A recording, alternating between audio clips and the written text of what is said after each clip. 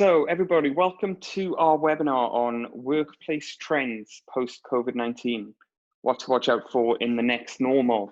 And I'm hoping I'm not going to steal any of my colleague Zach's thunder by talking briefly about the phrase, the next normal. A lot of people talk about the new normal, but I think it's important to remember that in times of extreme uncertainty, there isn't a new normal. There's going to be a series of next normals, one after the other, and each one is going to be different from the last.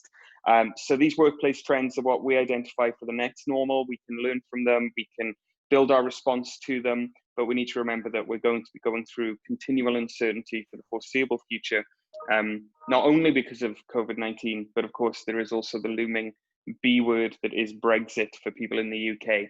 So Zach, do you want to move to the next slide, and I'll just talk briefly about who we are. So we are the Innovation Beehive. We accelerate the potential of people, organizations, organizational cultures, leaders, and ideas. We work with a wide range of organizations. You can see some of them on the slide here. That's by no means all of them, but we do leadership development, we do organizational culture development, applying the innovation process that we use to develop new products and services. We apply that to organizations to unlock the potential of their cultures. And we also develop leadership programs with organizations rooted in the ideas and the ways of working of great innovators to apply innovative thinking to leadership development. So I'm joined by Zach Curtis, who is our capability director, and there he is on the screen. Welcome, Zach. And I'm now going to hand over to him to take us through the workplace trends. So Zach, over to you. Thank you very much, Joe. And hello, everybody. So exciting to have you with us, hopefully again. And if not, we'll see you again in the future. So yes, my name is Zach Curtis. I'm the Capability Director with the Innovation Beehive, as Joe has already mentioned. Oh, I must have had too much coffee so far today. Do you know what I was thinking about this morning? I was thinking about in the 1980s, when I would watch a program in the UK called Tomorrow's World. Don't know if you remember that.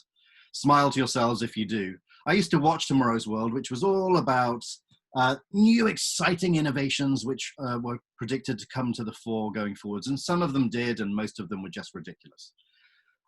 They were sort of fantastical visions of the future and amazing products and ways of working, which would essentially make our lives easier, more fun, or more productive. And I feel sick to my stomach right now for the phrase I'm about to say. So I apologize. It's just that it is true. And that is, despite all the predictions of Tomorrow's World, nobody could have predicted the weirdness of 2020. Now, I was listening to a webinar of someone else's a couple of weeks ago, and they were explaining how the pandemic has been a gift, which I tried to grip hold of, but it was really difficult. But it did set our minds racing as a company on what the future might look like. What gifts could we come out with? Oh, what a terrible word to say. I feel sick just thinking about it because it's wreaked so much havoc across the world. So actually what I'm trying to say is that from your own common sense, from our own common sense, through the broader or specialist media, perhaps from our own roadmap through uncertainty, our businesses, our employees, our processes, we all need to increase in agility and adaptability. And in this sense, I mean adaptability being the depth at which we can change, and agility, the speed at which we can change. And the risk if we don't do that is that our competition will be responding to or predicting customers' needs before us, which means then that they take market share, or in some way it damages our business and we struggle a little bit. So over the last few months, we've been researching workplace trends through a range of different insight interviews, absorbing data from written articles, videos, or other things that other thought leaders have put into the world and their experiences over the last 6 months. And for us to remain agile and adaptable, we believe there are a number of areas we must strategize as a priority now and through 2021 if we're going to stay ahead in the physical space we operate in. That is the physical space, but it's also the way we work as humans, the way we work as humans, and the way we leverage technology as well to remain productive and collaborative. So probably you should view this webinar not as the way I view tomorrow's world, these things are coming to life, but as a how can you be agile and adaptable enough, perhaps to go in the direction of the things we're saying to make your business or your team or yourself somehow more in tune with where we're going. To give it, we've had a comment in the chat already. Do feel free to send us chat. We'll be asking you for chat later on multiple times. Someone said they want to be a humoran. Quite right, we all do. Yeah, so try to view it from point of view of, what could I change? What could I adapt? How could I stay ahead of the curve? And I spend quite a lot of time on motorcycles. And I know, Joe, you like motorcycles, right? You're a keen motorcyclist. It's just that you haven't ridden one. Yes. Something like that, yeah. So as you know, Joe, when you're riding into a corner at speed, what you have to do is you have to look at what's called the vanishing point. That's the point where the road on the corner meets the horizon, or as far as you can see, and the speed at which that changes direction and gets wider or smaller indicates whether or not you're going to be able to stay ahead of that curve enough or run off the curve. And that's what we need to do as part of our business. That was an interesting left field parallel there. So let's maybe get started with the physical workplace, because that's something that we've all heard a lot about and we've all got an opinion on or an experience of. So what do we mean by workplace trends? Well, of course, a lot has already been written by different thought leaders or commentators on the physical environment, including us, and in the way that things will change and continue to change. And workplace in this context is not just the office or our homes, or a factory or a shop. It's also how we work, the interaction within that workplace. That could be human effectiveness in the use of tech. It could be safety measures that have been put in place and so on. But I would love to hear from you. I'm already sick of my own voice, so I'd love to hear from you guys to find out what changes exactly have you seen in your place of work? It doesn't matter whether it's an office or whether it's your homework or a factory or a shop or somewhere else. If you just type into the chat now, Joe has put a message in there saying chat here, and tell us the sort of things that you've seen that have been happening differently over the last 6 to 8 months. So Joe, while people are typing in, there's a couple of things obviously we've implemented in our own way of working, and that's things like temperature checks. We are able to come into work, and increase use of sanitizer, hand washing. Yeah. We've got some chat coming in already. So more working from home. Yeah, absolutely. I think most of us have seen that. Working from home and the feeling that I need to be on 100% of the time. So having extended days and many online meetings back to back. Yeah, that's a really interesting point, actually. The online meetings back to back, I think, is something new. You wouldn't tend to. Well, I suppose actually some people would tend to have meetings back to back, but you'd actually, in an office environment, but you'd always have that time to go between meetings, so you'd have that little bit of a break. But the number of times that a client is, a couple of minutes late for a call with me because they've just got off their last call and they're just getting onto this call, it is a different way of working.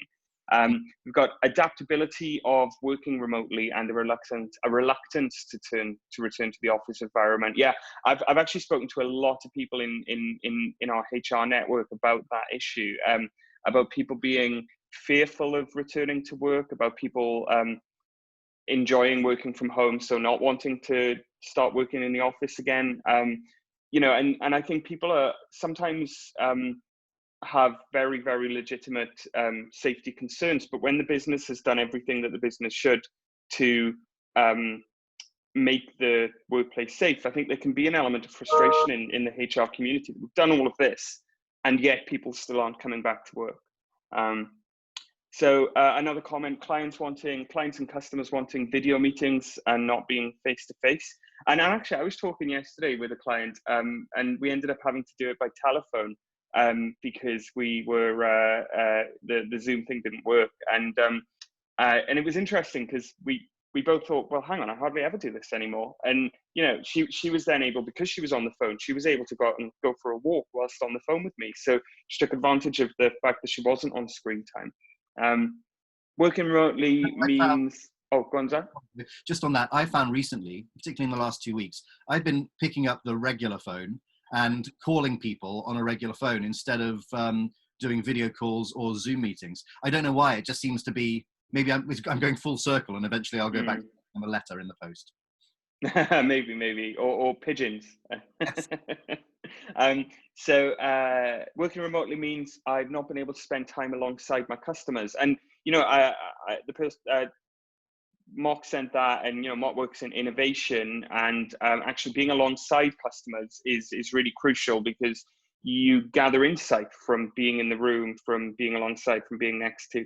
Body language, you're really big on body language, aren't you, Zach? You talk about that a lot in terms of the innovator's profile, and you can detect facial body language, but on screen, but you can't always attribute it in the same way, because there could be other things going on in the room. Lots of safety posters at work, and it can feel a little scary.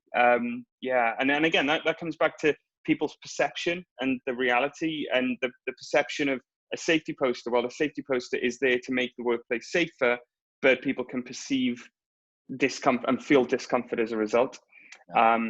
More emails from clients late at night. Again, that probably loops back to another comment we had earlier, that we're all on 100% of the time. You know, customers are on, clients are on, people in business are on. We're all on more than we were before. Just had another comment come through from Mark, actually. Mark has just got off a HR directors panel for retail. He was hosting it, which was quite cool. So they said you need to spend time with customers to know what they need now and what they'll need in the future.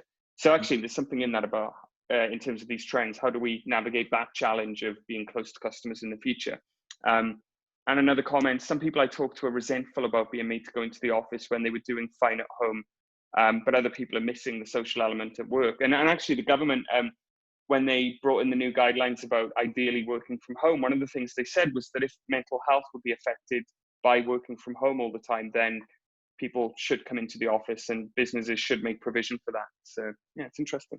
That's great. Thank you, everyone. Lots of really good comments coming in.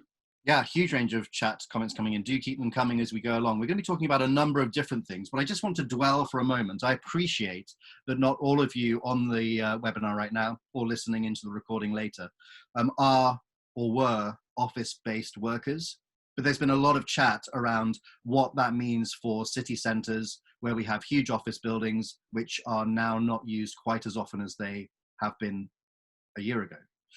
So there's a few different points of view on this, and my background is commercial real estate, so part of it. And I've got quite a strong opinion on it, which is actually backed up by some of the leading players in the commercial real estate space. Some of the biggest office providers around the world are all thinking the same thing. You know, with a question mark hanging over city centres and commercial buildings, perhaps going to rack and ruin, and rents still remaining sluggish. Lots and lots of commentators have predicted the end of city centres altogether, affecting even people like small retailers, sandwich suppliers for lunchtime and so on.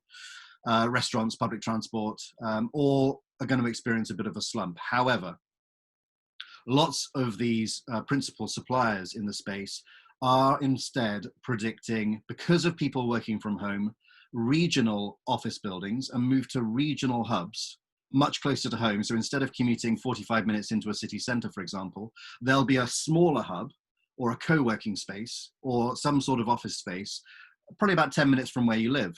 Now, I live in the Cotswolds in the middle of nowhere. My closest town is, well, it's a good 5 miles away, and it's not a huge town.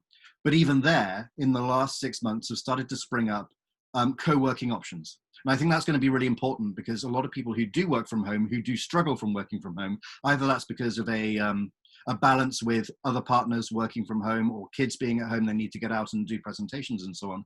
I think that's going to really increase the use of office space.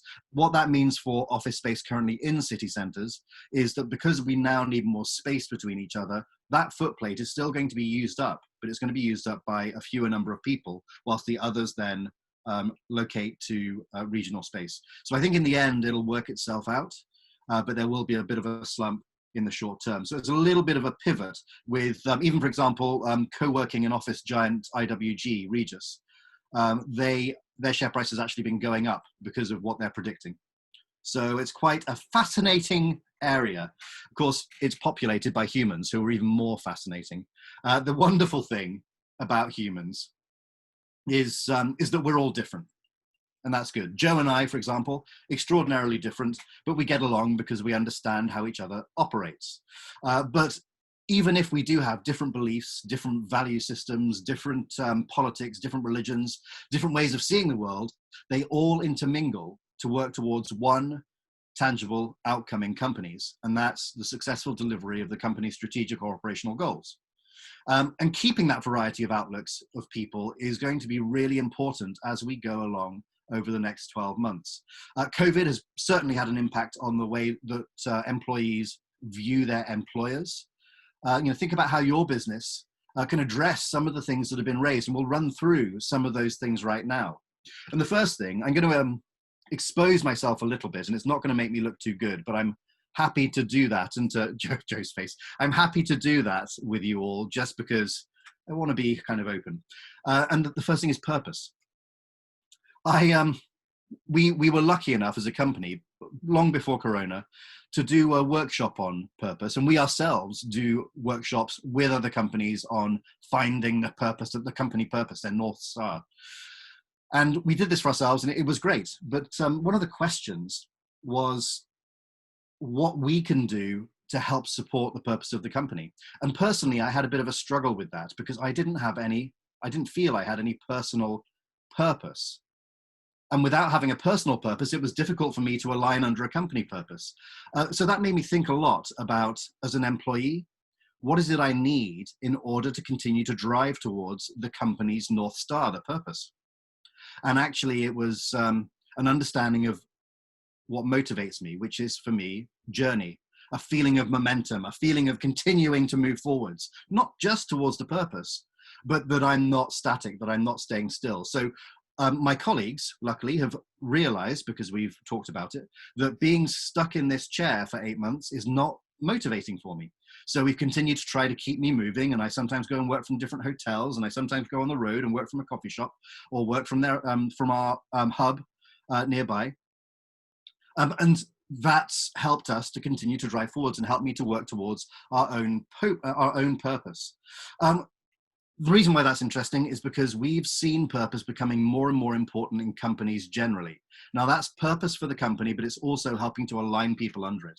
Even PricewaterhouseCoopers, PwC, have just employed a purpose and inclusion officer to ensure that they are united in their direction moving forwards. So the role of that person is to try and understand how he can communicate the purpose of PwC effectively to their teams. And it's more than just a few sentences that you have on a website. It becomes the core delivery of your actual culture. So if culture is the sea by which your teams sail, purpose is the North Star that they navigate by. So we need to find that, I predict at least, that we need to find a way to make sure our teams are now newly aligned under purpose. In order for that to be effective, we need, of course, to talk about this. Zach, we've had a question come through about purpose. Yeah. So the question is, do we envisage the purpose of companies changing in the next normal, in the post-COVID world? Yeah. The short answer is yes. It's going to, of course, every company's purpose is going to be different and linked to the leaders and the teams in that company, as well as what the company actually does. But it's going to be influenced by the few things which are coming up shortly. And you'll see that it's actually going to be swelled and increased by the needs of the employees as well as what the company delivers. So you'll see the first thing here is wellness. That's going to inform the purpose. So it was a study for HR directors. Nearly half of workers, just in May, nearly half of workers felt the workplace had a negative response on mental health. The fact is that COVID has shown us that we've got to demonstrate as employers more care for our employees, more genuine care for our employees. And it's already been done, but it's being increased in a number of different ways. We have companies that have implemented wellness champions. There appear to be more duvet days, if you've come across that before, more regular one-to-ones. And what's interesting about those one-to-ones is what's happening in them is it's not just about KPIs, reaching KPIs. It's also about asking actually how the person is. which is more reinforced than it was before. We know companies now with in-house counselors, more people taking up employee assistance programs, wellness councils, time in lieu, charity days, flexible working, of course, is a big one to do with wellness. They all have their place. But think about what your organization is doing that can be repositioned, recommunicated, what else you can do to perhaps take better care of your teams. And by doing that, we're going to create an excellent employee value proposition. That'll mean stronger retention and better productivity as well. One of the things that we talk about in our online program for managers about leading the teams to return is the difference between a check in and a check up. So just when you were talking about one-to-ones, Zach, I was just reflecting that, one of the things that can really help wellness is being really clear on the purpose of the meeting that managers are having with their teams and the purpose of the team meetings that are being held.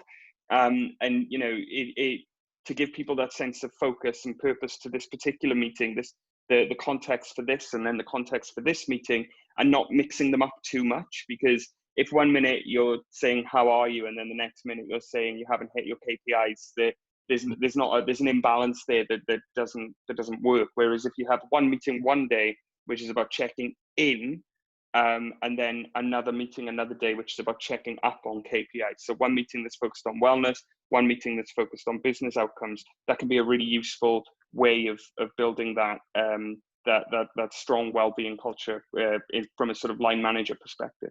That's a really nice angle, Joe. Lovely, love that. Very good. Maybe we should get the views of everyone else as well. So what shifts in wellness?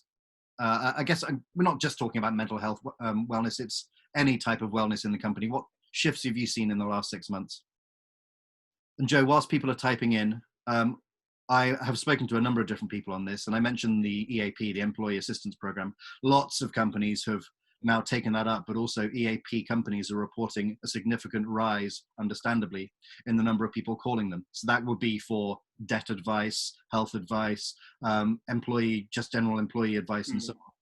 Yeah, and that's a really powerful structure to put in, and it's a very easy structure to put in. I mean, we're a relatively, comparatively to most people on this call, we're a comparatively small business, but we have an EAP, and it's proved really helpful for, I think, the majority of the team have used it at one point or another.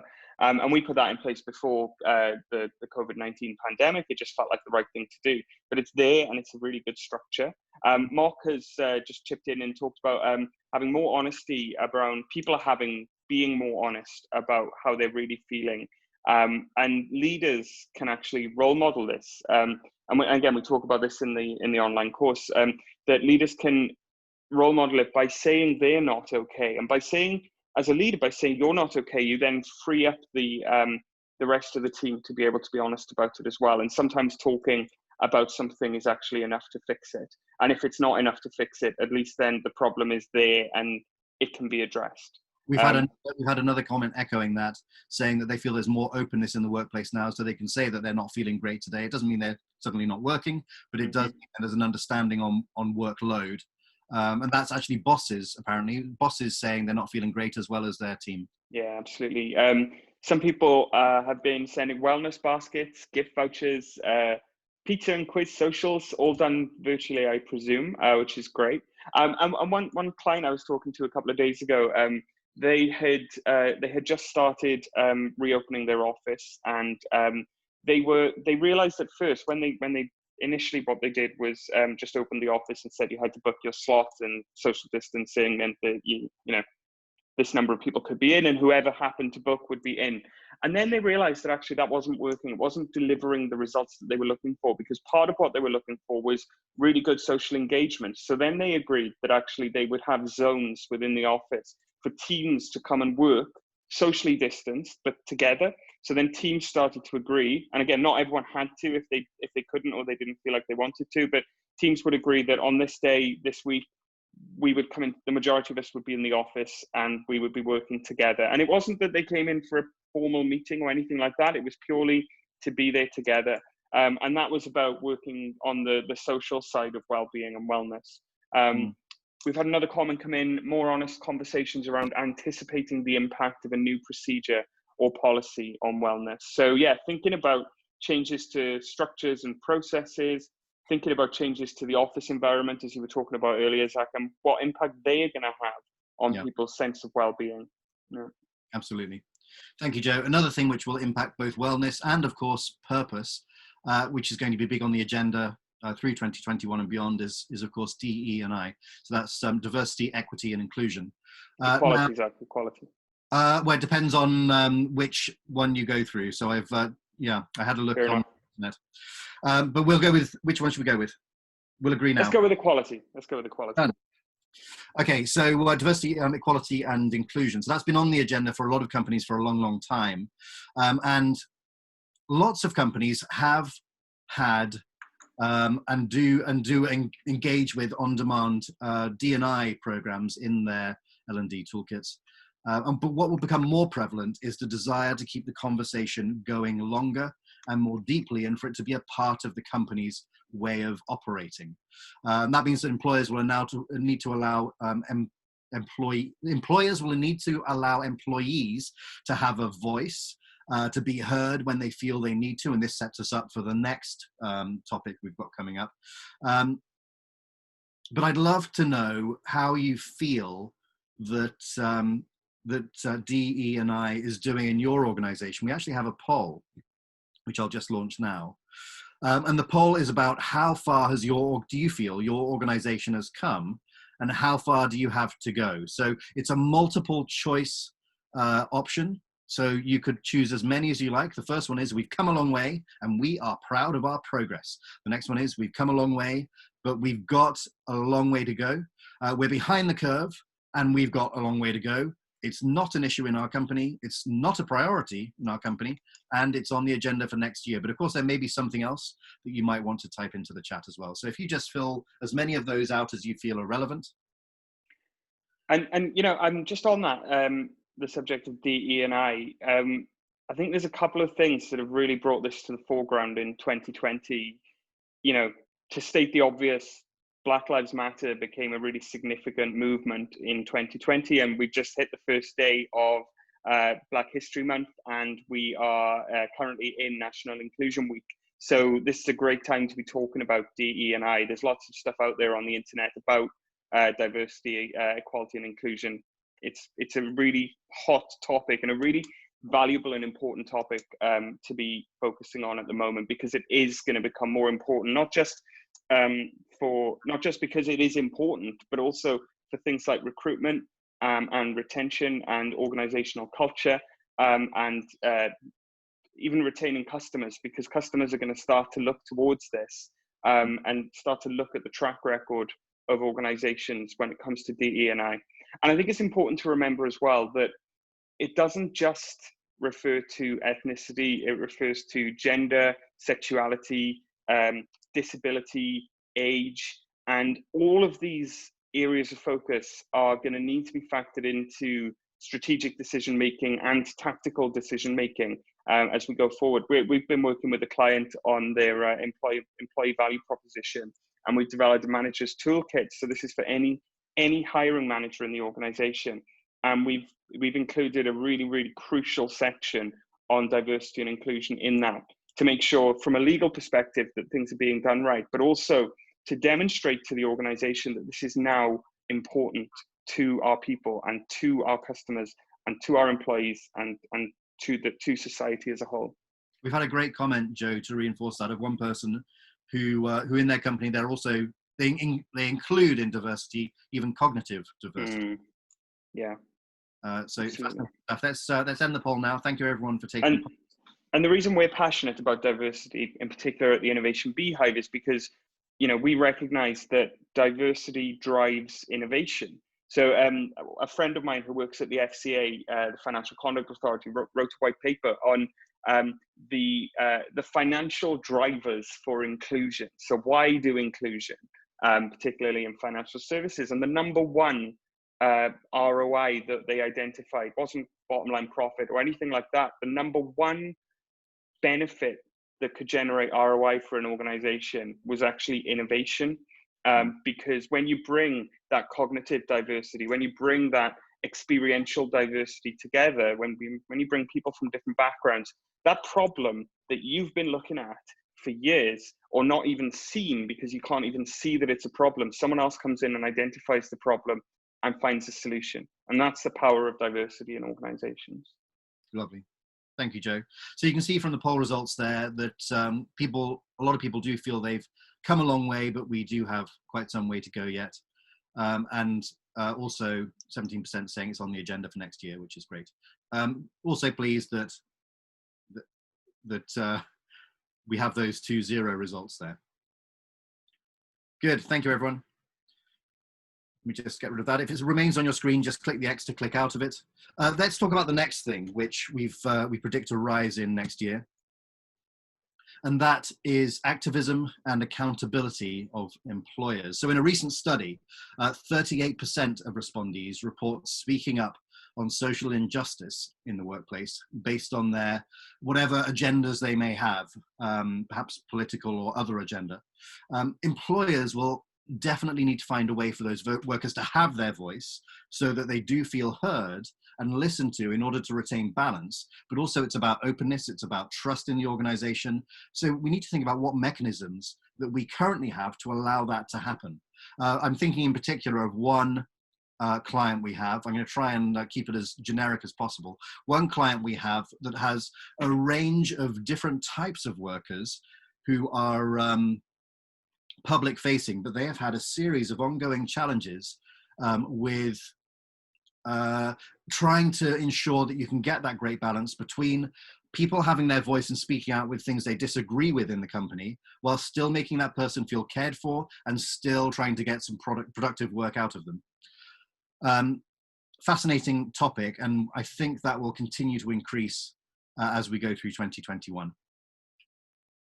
Something else which is quite interesting, I ran a few recruitment companies over the years, and flexible hiring might well be an area that we move to now. We've seen significant redundancies over the last couple of months. That does mean we've lost some specialists in particular areas. But be interesting in the chat while I'm describing this, if you try to perhaps inform me about what you think about flexible hiring. Now, what I mean by flexible hiring is that perhaps people will be hired on a project by project base, or to fill a skills gap, or to come together for a particular area. Think back to the movie studio. I'm forgetting the corruption there. Think back to the movie studio setup that we had from the 20s to about the 50s, when we had essentially contract players coming in to fulfill a project, the filming of that particular movie, and then they disband again and work on a different project, perhaps with a different movie studio or on a different project itself, and come together again, and go apart and come together again. That could be a really interesting way that companies will drive forwards in the future. I do wonder if it will lead us towards specialisms rather than generalists, so that you bring in particular people for particular tasks. It might also lead to, for example, retirees coming back into the workplace because they're available and ready to work, possibly not good value financially. It would be useful for them companies in order to stagger out working cohorts over a wider period of time in an office, for example. That would be more people working less hours over a long period, so then you can perhaps increase the value that you're delivering. We've had a comment here about flexible hiring might contribute towards a more inclusive workforce. Very good point. Mm-hmm. With new opportunities to enable different groups to become involved. That's a really, really great point. So actually, there's going to be some structural pieces from government that are going to potentially help with flexible hiring. So, for example, the changes to the job retention scheme that are kicking in November. There's a retraining program that's coming in early 2021, and there's also the scheme for hiring young people into work, and the government's going to be paying part of their salary. So there's all sorts of structures that are in place that might actually further enable flexible hiring. Yeah, absolutely. Kickstarter program, as someone has just commented. Yeah. Absolutely. Oh, look, they're coming in now. Let's just go back to that. So the trouble with rising short-term contracts is when they move on, they take a lot of knowledge with them. So the answer could be stronger partnerships, people on retention contracts, etc. Yeah, that is a good point. That's a very good point. Okay. Thank you for that. So there's another side, which of course we as a company are passionate about, and that is an increase in soft skills. We love that. We're all about trying to make humans stronger than they were yesterday in the workplace. And we do feel that there are a number of areas where this will become much more prevalent throughout 2021 for a number of different reasons. The first thing is creativity. The more flexible we are in the way that we can solve challenges, solve problems, the more creative we can be in that, then the more effective will be the output of that particular challenge or problem. And if we can increase that skill set and behavior of creativity in our workers, then we're going to have a stronger team. Similarly, adaptability. If we can encourage all of our team members to be as adaptable as possible, to roll with the punches and the changes, then they're going to be more resilient, which then means that as we're moving towards that purpose, they'll be more aligned into it instead of resisting any particular barrier or change or hurdle we come across. Agility, similarly, that's the speed at which we can adapt. The quicker it can happen, the easier the team cohesiveness is going to be. And then communication is going to be huge going forwards. We've already seen, for us, an uptick in the need for communication, workshops, trainings, advice, and so on, just because people do feel slightly disparate from each other, particularly if it's a distributed workforce working in different areas. I did see some colleagues face-to-face yesterday, and there were comments that it's great to see face-to-face even though we talk. So we've got to somehow change the way that we communicate to make people feel included. Management skills, foundation management skills. You know, we've got a different way of operating for a lot of us now. Managers no longer have a team sitting in the same building as them, or not very often. And quite often they're traveling all over the place. So how can managers then reignite their foundation skills in order to make sure that those teams are managed properly and driving towards the goals that they're set? Leadership. So leaders, of course, do need to drive forwards towards their vision, towards that purpose as well, in a slightly different way, given COVID. But there's one thing that we need to think about quite seriously, and you can probably see in my face. I just saw myself on the camera, and I suddenly realized what I was doing, and that is I'm actually fine to admit I'm a little bit afraid of technology. Joe, that you can see there, is looking at me thinking, are you mad? Because Joe loves tech and he's very, very good with technology, but I am actually a little bit afraid of it. I grew up on the Terminator movies, and the future scares me. However, I'm willing to embrace it. I'm willing to embrace a number of different things, you know, because the need for social distancing, the need for remote working with a lot of companies, with different employees working on different shifted timescales, or perhaps needing to be united in different ways to work on particular projects, means that we need to leverage tech. And of course, we've experienced that over the last 8 months. Even my grandmother managed to work out Zoom. So, you know, we've adapted to technology really, really quickly, but that's going to continue in slightly different ways. The first thing is the cloud. So lots of us have already abandoned traditional on-site server tech or cloud-based storage in order to then move to cloud-based storage systems. We ourselves have moved to a cloud-based storage system. We are working with companies who now don't have a server-based intranet. They're using cloud-based intranet. Lots of people, of course, are working with browser-based email, not desktop software-based email or CRM systems. And in the coming year, even more systems and processes will be cloud-based in order to be scalable, also non-geographic. Examples could be ops management systems, onboarding training, recruitment, even learning management systems will all be cloud-based so people can access them wherever they want. So think about how you can strategize as a company, any collaboration by leveraging cloud-based tech. That leads us on to something different, and that is new ways for managers to operate. So in a study by Workplace Intelligence Weekly for Oracle, 64% of workers... Sorry, Zach, before we dive into the change in manager, can we just pop back to the head in the cloud slide? Yeah, sure. Because I just want to stress on that I think that there's challenges with that for sure. And we've encountered many challenges, particularly in larger organizations, with navigating the complexities of digital security and things like that, and we absolutely need to factor those in. Where the opportunity lies, I think, is in something that is taken, a phrase taken from the marketing world, which is about building a stack. Now, within our organizations, there are going to be discrete challenges that we need to solve. And often the solution already exists in an app that you can download to your phone for $3.99 a month, on a subscription. I sometimes periodically go through the subscriptions on my iPhone and check whether I actually need all the things that I'm paying for, because it's so easy to find a solution to a need that you have in the cloud, on the App Store, on an iPad, on a desktop, wherever, on your browser. And actually it's brilliant because the solutions already exist. So much of so many of the challenges that we're facing in our organizations, yes, we're going to need to navigate the complexities of our digital security system, and probably our best friend needs to become the head of digital going forward so that we can navigate with the captain.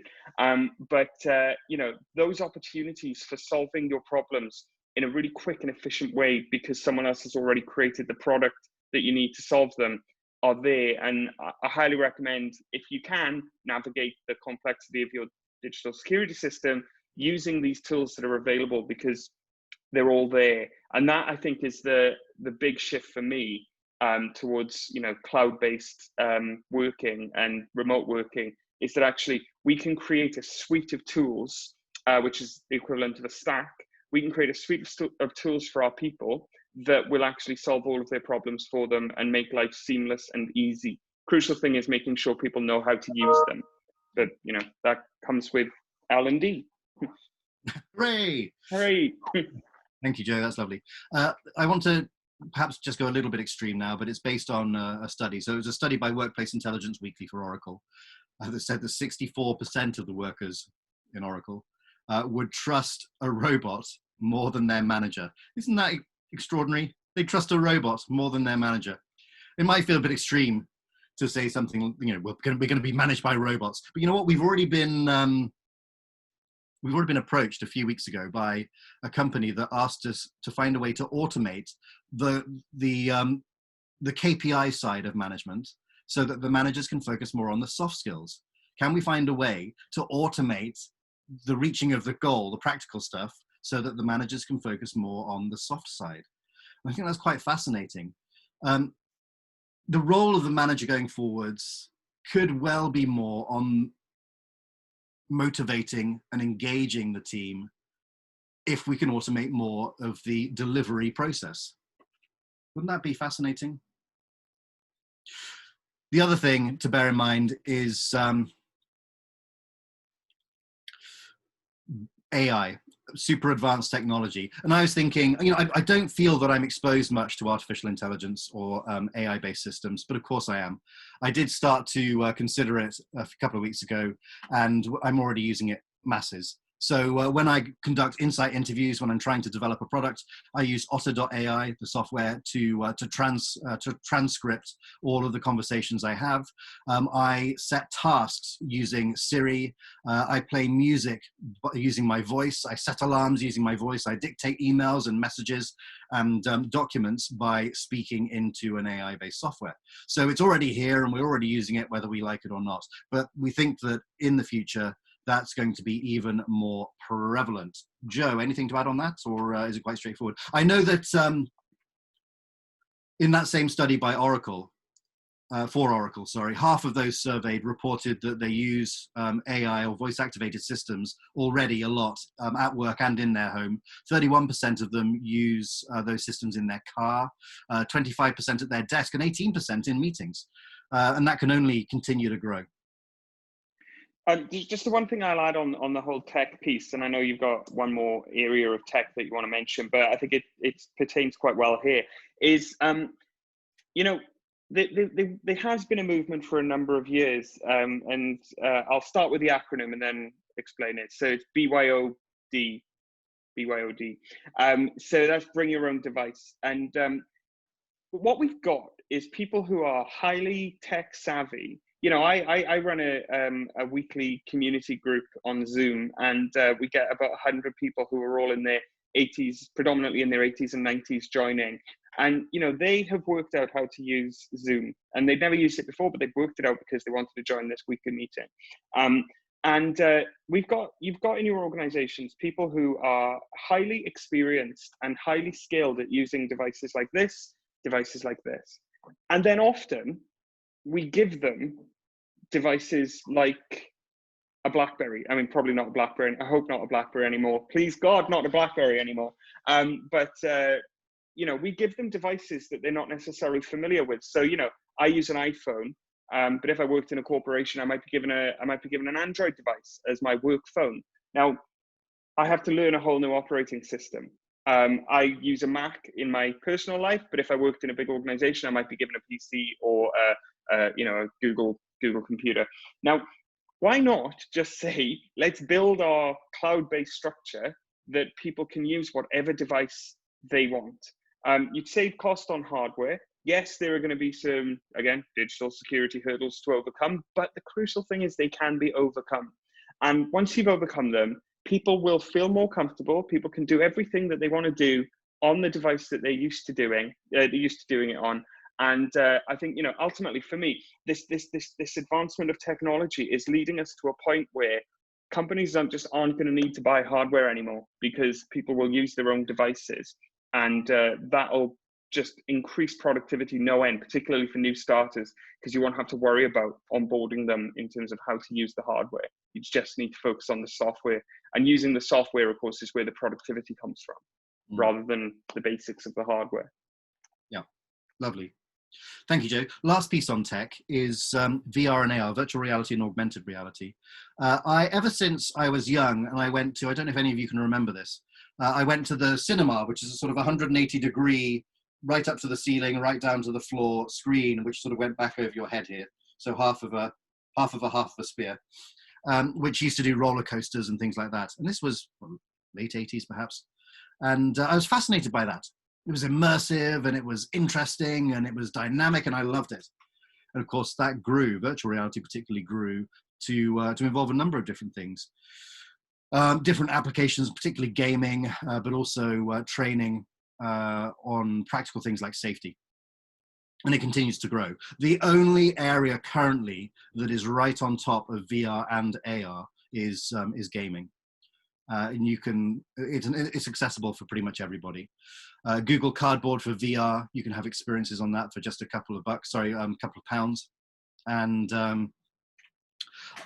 learning and development, when I went to the Learning and Development Conference in the Excel Center earlier this year, there were so many stands who were selling VR experiences for learning. Now, most of it at the moment is around process-based learning, where they can immerse people into a particular scenario, but going forwards, that's going to be much more interactive as we develop AR technology. So I think that's going to get stronger and stronger in 2021. Good. So there's one plea. We have a plea. We have a number of different things to plea to you, but the first one is, you know, for some of us, trying to predict the future is, of course, almost impossible, very, very difficult. What we can do is start to prepare ourselves with enough agility and open-mindedness in order to reposition or recommunicate, retrain people in the business. And if you have watched this webinar and perhaps identified areas that are of interest to you or you think might be good for your business, try to just sit down and think about what you can do to adapt yourself or start to create a plan for making your company more agile in order to be ahead of that curve, to watch for that vanishing point on the motorcycle I mentioned earlier. What can you do to improve your employee and your customer value propositions to stay ahead of the pandemic or any other hurdle you might come across? Doesn't matter whether it's all about for you increasing profit, productivity, customer or employee satisfaction. You know, together we can bring about a stronger, more collaborative team working productively from wherever workplace they need. If we're united in purpose, we're operating safely, they feel cared for by the company, they leverage tech to ensure a positive and inclusive outcome. And that, of course, means including attracting and retaining the best possible talent in whatever contract they have.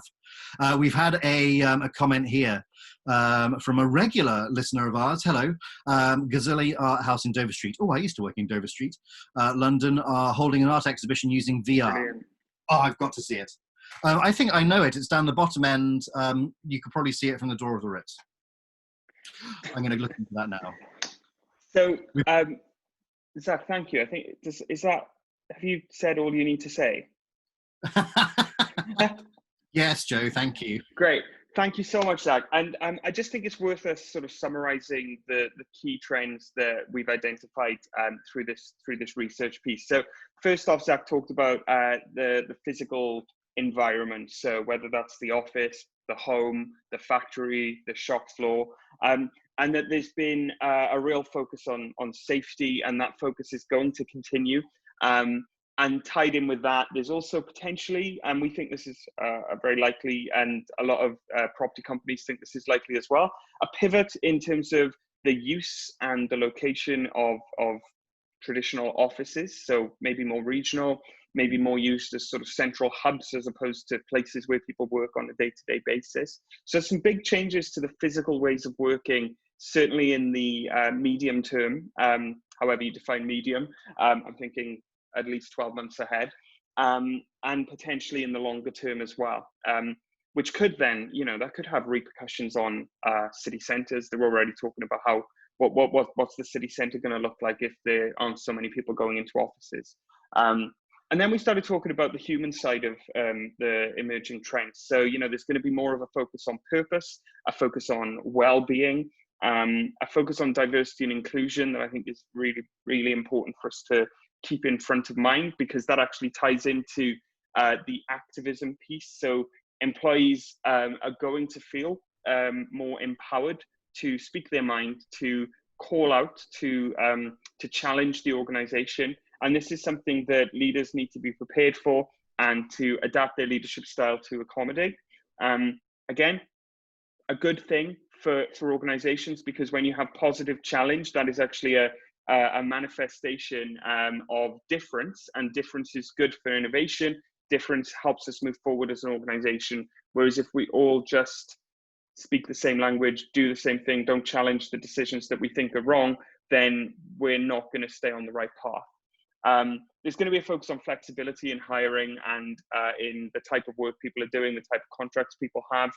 They might be shorter term contracts, they might be shorter hours, there might be more flexibility in terms of what hours you do week to week. Again, an opportunity potentially for more people to enter into the workforce. Alongside that, there's likely to be a significant amount of retraining of older generations, and they'll potentially still enter the workforce, perhaps as part-time, perhaps as full-time. They'll be there for longer, which again, thinking back to diversity, that's a good thing, because you get cognitive diversity when you have people of different ages interacting together. There'll then be a focus on soft skills, particularly for leaders, but for all people in the organization. And Zach listed, skills ranging from adaptability to creativity to communication to leadership. And I'm going to talk a little bit about that, the leadership piece, in a second. And then a big focus on technology. So we're talking VR, AR, and Julia has helpfully shared a link to the art gallery that you mentioned. So Zach, maybe you can copy and paste that into the chat box. I've just realized that's just come to us. So there's focus on VR and AR. There's going to be a focus more on cloud-based interfaces and cloud-based software, and potentially a focus more on bring your own device as opposed to providing the hardware for the organization. And that will lead to new managers' roles within the organization as people work more flexibly, as people work from home more, as office functions change. The manager's role is going to be different, and we're going to need to really think hard as managers and as leaders about how we keep motivating people for all of these trends that we've outlined. Purpose, well-being, DE&I. We need, as leaders and managers, to be role modeling, to be showcasing, and to be leading people effectively into this next normal and beyond. Good summary. Is that a good summary? Thank you. A summary. And I mentioned that I'm going to talk a little bit more about leadership. So Zach, if you can whip on to the next slide. So, leadership, I think, is one of the really significant challenges. Leaders are facing some of the most significant challenges of this pandemic because there is so much uncertainty. And we've been talking to leaders since March and before, as people were wondering what was going to happen, about what they're doing, how they're operating, what they're thinking, what they're feeling. We've been talking to them all the way through, and we developed a roadmap through uncertainty, which we turned into a white paper. We also developed some leadership capabilities that we realized leaders are going to need. And now we have developed an online live program delivered over 3 sessions, each of 3 hours each. So it's an intensive program. It's an incredibly useful program for leaders. It focuses on the core leadership capabilities. So those soft skills that Zach was talking about earlier, it focuses on taking stock. So first of all, reflecting on the successes and learning from the failures of the last 6 months. So we'll be looking at the roadmap through uncertainty, as I mentioned. We'll be reflecting on our successes, reflecting on our failures, and together thinking about what we can take forward into the next normal as leaders, as we continue to lead our teams through this. The second session will focus on the leadership path. So focusing on leadership decision-making, how to make decisions as a leader in uncertain times, and not just how to make the decisions, but also how to communicate effectively about those decisions so that you continue to build a culture of trust and transparency. And in doing so, you can take your people with you. I think one of the challenges that we've seen from our political establishment over the last 6 months is a sense that there isn't enough transparency. So when decisions have to be changed at very short notice, trust is lost because people don't feel there's been the right level of communication. That's something that we can avoid in organizations by focusing on the right leadership skills, the right communication, the right decision-making processes. And that's what we'll be sharing with you in module 2 of the Where Do We Go From Here course. And then the third module focuses on becoming a resilient team. So leading a resilient team and enabling your team to be resilient. So this is about taking care of ourselves and of others. And also it's around leading for inclusion. It's around leading for engagement with purpose, and it's around leading for well-being. So there's 3 aspects of leadership there. There's one about reflecting on where we've been and where we're going. There's one about leading with trust and transparency and making decisions in the right way. And there is one about building resilience. So as I say, this course is being run live. So you'll be on a workshop session, not a webinar. You'll be on screen, you'll be talking, you'll be engaging, you'll be able to ask questions. You'll be breaking out into small groups to have conversations. It's run over 3 sessions. The 3rd of November, 10th of November, 17th of November is cohort 1. And then you can join the later one if you want on the 18th of November, 25th of November, 2nd of December. It's £150 to join this course. That's in total for the 3 modules. So incredibly good value. The link is on the screen. I'll also be sending the link out as in an email very shortly after this webinar, as soon as the video has been uploaded to YouTube, and I'll send the video along with a copy of the white paper that goes alongside this webinar. Zach, have I covered everything on that front? You have been very comprehensive, Joe. Thank you. Does anyone have any final questions for Zach about the learning, about the session today, about the workplace trends, or any questions for me about the Innovation Beehive or the leadership program that I just talked to you about? Zach, do you have any questions that you've been dying to ask me? So many, Joe, but probably not appropriate for now, huh? No. So thank you very much for everyone to join. It was great. I hope we were humorous enough. You certainly were. I think I was just human. And look out for more webinars coming out from the Innovation Beehive. Brilliant. Thank you so much, Zach. And thanks to everyone for engaging and taking part today. It was great to spend the hour with you. And I think we're giving you back 1 minute of your day. So have a great day, everyone. Take care. Bye.